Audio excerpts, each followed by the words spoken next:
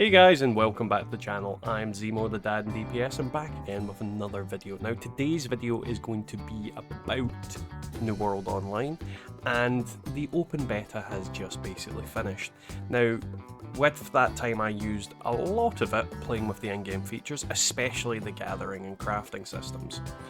So what can I say about the beta? Did it meet my expectations or did it disappoint? Well, smashed them. The world is vibrant, it's alive. The way it plays reminds me a lot of Dragon Age, especially Dragon Age 2 and Dragon Age Inquisition, and both games I wholeheartedly love. So yeah, it made me feel right at home with that regards. As well as that, it gives me some serious Witcher the Wild Hunt vibes. The world is lush, gorgeous, it has a massive scope, and the realism with the fantasy setting is just great. You cut down a tree and it falls over. I mean, it vanishes not long after that, but yeah, the damn thing just falls over. And it does so much for immersion. It's such a small thing, but it does so much just to immerse you in that environment. So let's go a little bit more specific into certain game aspects. More specifically here, the combat system and weapons. Now, the combat is a very dynamic thing. You can choose between several sets of weapons, and within each weapon class, it has two different skill trees to choose between, which can drastically change how your character interacts with the environment and your enemies within it. You can also wield two weapons at the same time, which you can switch between on the fly, basically making it so that you can instantly change between two contradicting combat styles without really dropping a beat. Now in PvE combat, this could mean that if you're in trouble, it will allow you to become tankier, dodgier, or just flat out run away.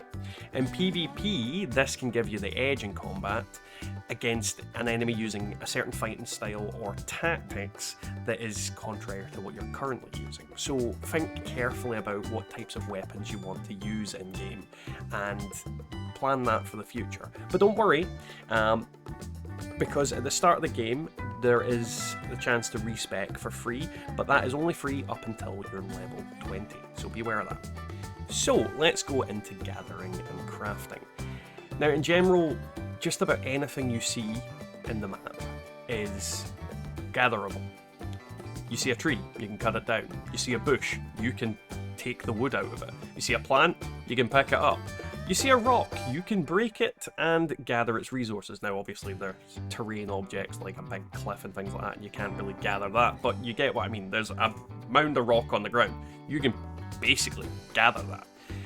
As a result, you at times feel a little bit overwhelmed with it, but my advice to you is focus on something. Gather some stuff, think about what you want to do.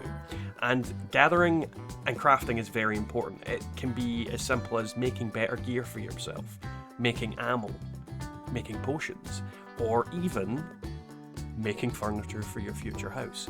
So I would definitely recommend that you take some interest in the crafting and put a little thought into what you want to make and what you want to do. This also works in tandem with your build, because if there's certain weapons you want, then you should probably focus on certain crafting methods to begin with. But maybe that's just me. Now the last point I want to cover today is the faction and PvP system. In New World there are 3 factions to choose from: the Syndicate, the Marauders and the Covenant.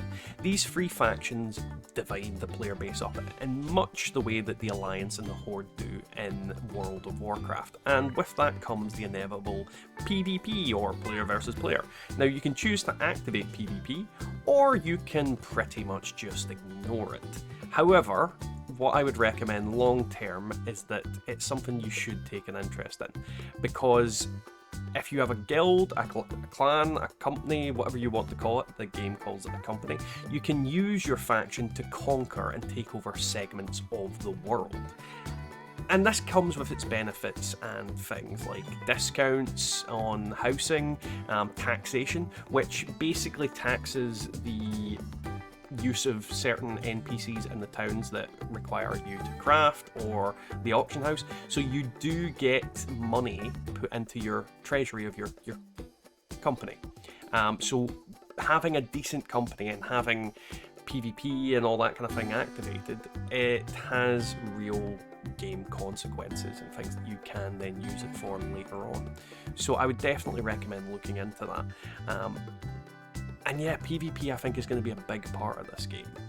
Just with the whole system in general, I think it's going to be a massive, massive thing. And I would definitely recommend, if you're not interested in PvP, that you maybe think of ways that you can get into a good company in order to benefit from people that do enjoy that kind of thing. And if you do think you're going to go into that hard, I would recommend that if you're going to build a company, build it early. Try and build people to join your company now in order to have a better start when the servers come live, and think specifically about what you want to do and where you want to do it. So that was the scripted portion of this video, essentially things I wrote down that I wanted to say, but if I start talking I'm gonna completely ramble and miss the point of what I wanted to say. This is the part of the video where I am going to ramble. Now, this game is fantastic. It is stunning in terms of the way it looks, the way it feels. Obviously the game's got a chat bar to the side like most MMOs, and a lot of people are saying that the game is very clunky and very unelegant. I disagree.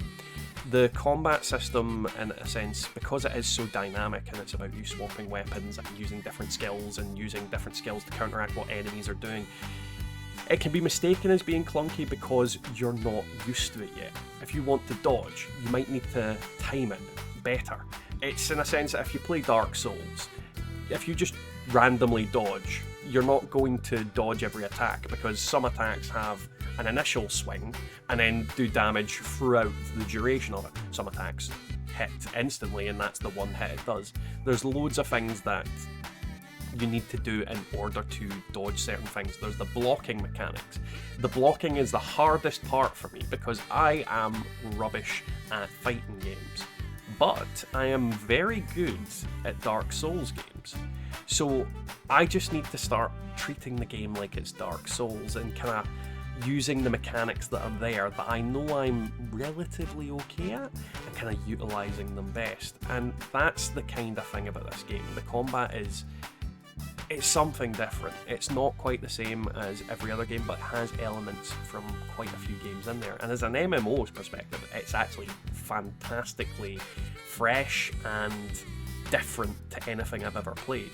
Now, don't get me wrong, I've not played every MMO that's out there, but I've played a lot of them, and most of them, it's just auto attack, and then you use skills. So for me, it's a breath of fresh air in regards to that. The world is so dynamic in a sense as well that there's loads of things going on. I mean, there's not just the world PvP, and that's a big part of it. The world PvP is going to be a big thing, but there's also the Corrupted, which is the big bad in the game so far, at least.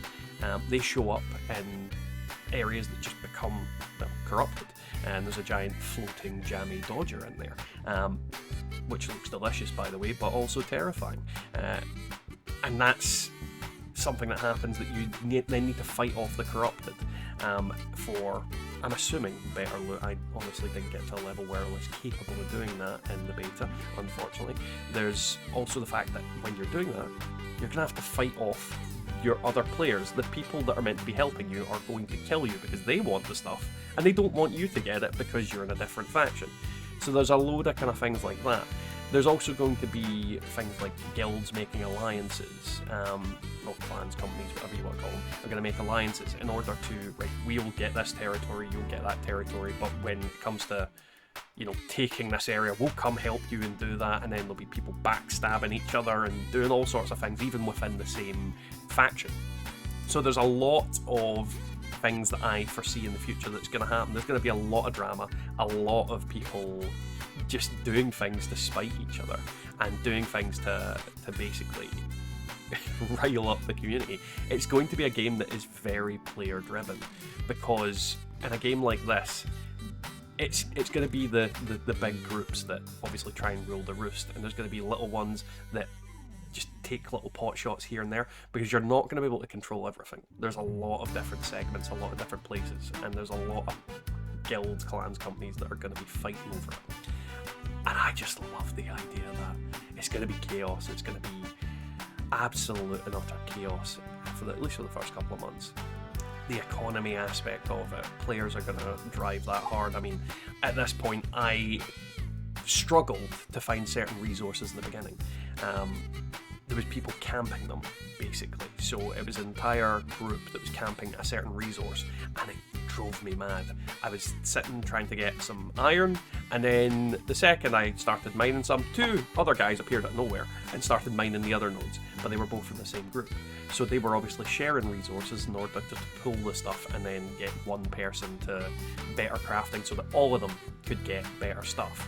And there is an aspect of that. If you go in solo, you're going to struggle. You're going to have to fight every inch to get what you need. But if you have a big group, you're going to be able to just kind of bully people out of the area, especially if they've got PvP activated as well. You see somebody from another faction trying to mine your node, you just beat the living daylights out of them with 15 other people, and that'll sort them out. But either way, I think this game is going to be really interesting, and I really hope that you guys will come along and join me on this journey, because it is going to be a journey. There's going to be a lot of ups and downs, highs and lows. There's going to be intrigue and group drama. There always is group drama in these things, and don't get me wrong, I'm not a massive drama person, but when it comes to player versus player and competitiveness, I can get a little carried away. You guys haven't seen it yet, because I never PvP'd in Fallout 76 because it's awful and I wasn't really interested. But if you've seen my stream when I played some Dark Souls, Jesus Christ, I get salty as hell, even when I'm winning. But with that, we'll leave it for next time. I hope you guys enjoyed this video. If you did, don't forget to leave a like, a comment and subscribe, and we'll thank our YouTube members while I remember. And those are Twice Weeks Buds, Goldie, Wyatt Blackburn, Wallers Me, Deofane Gaming, Colin G, Gary McKnight, Brian RMC, Peggy McKnight, Metal Doom, Matasbo, Dragon God Slayer X, Devilman Games, Marcus Carrasco, and Scott S. A big thanks to you guys. We can't do this without you. And if you'd like to support the channel just like these guys do, hit the join link down below to become a YouTube member. You can also click my Ko-fi link if you'd like to support the channel in that regard. Any support you guys want to give, whether it's just a like, a comment, or a subscribe, or even like a donation, all that kind of thing, it all matters, it all adds up, and I wholeheartedly, from my family, from everybody at my house, we appreciate everything you guys do to help us out. So yeah, we'll catch you all next time in Eternum.